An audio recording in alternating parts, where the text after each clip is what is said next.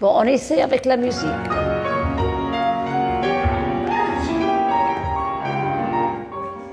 À certains moments, on lâchait nos personnages parce que peut-être la difficulté était un petit peu plus grande à ce moment-là. Ouais.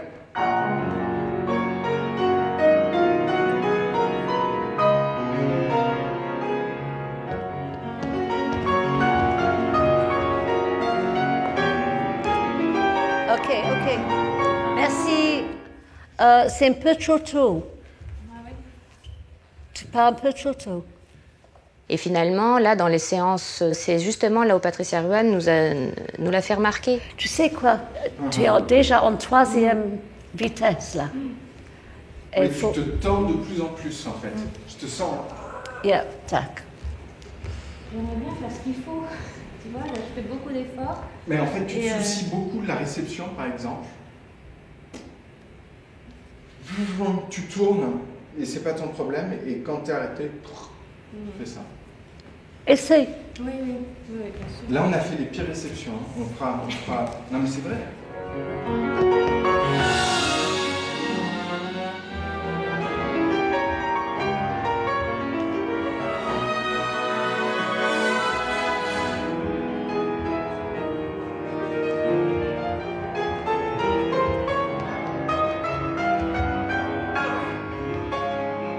Ok. C'est pas que ça doit avoir l'air facile, mais disons complètement dans le contexte.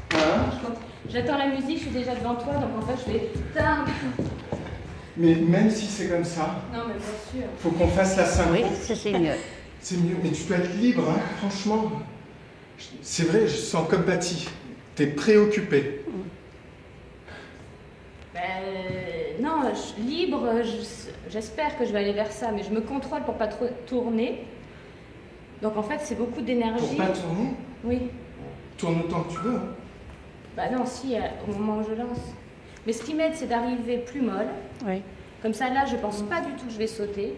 Donc c'est tes bras qui le font. Et donc au moment où il faut que j'active, j'ai le droit. Oui. Hein, c'est ça. Et ici, c'est pareil. Là, Il faut que tu sens que chaque fois que tu répètes, il faut que tu sens plus aveugle. ouais.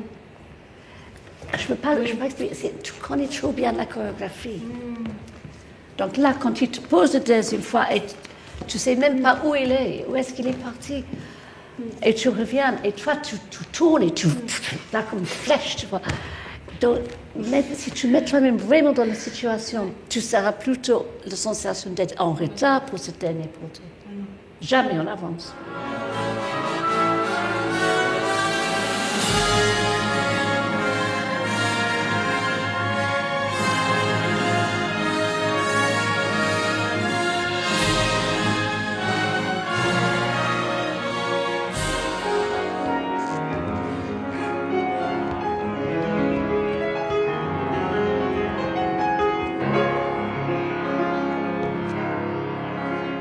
Ça continue d'exister, ces petits moments qui nous extraient de cet état second d'interprète.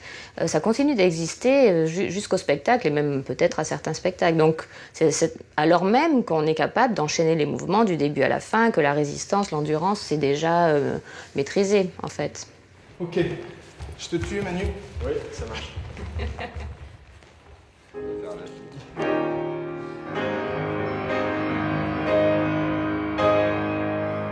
Les duos, les solos, les pas de deux sont vraiment porteurs du sens de l'histoire et tout le scénario est aussi supporté par ces duos. Alors que quelquefois, on peut avoir des formules de ballet où le duo, les pas de deux, les solos sont vraiment au service de la virtuosité. Il peut y avoir énormément d'émotions et de sens contenu là-dedans, mais il y a un code qui fait que pratiquement l'histoire est suspendue pendant ce solo et ensuite on applaudit et elle reprend de notre manière.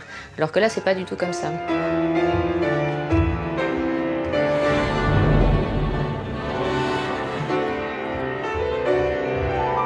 Les héros arrivent, l'histoire se place, on découvre chacun des personnages et ensuite le pas de deux continue ça. Quand l'action des autres personnages réintervient, en fait, on n'a pas du tout eu la sensation qu'il y a eu une coupure. C'était plutôt un zoom sur leur histoire personnelle et ensuite ça s'est replongé dans le récit.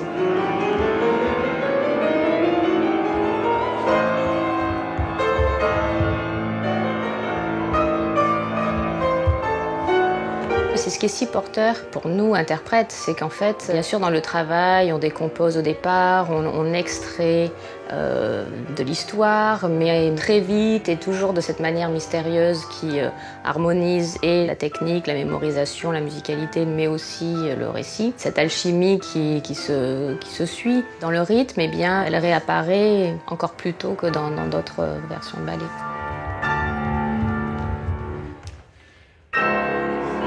Merci. Bien. Je sais ça coûte, mais la chose qui vient, c'est que ça coûte. C'est que ça coûte, c'est que je vite. Ça donne une tension physique. Tu sais ce que je veux dire? Des fois, quand les choses sont très difficiles, c'est justement parce qu'on a cet effort de tenir qui transmet une angoisse.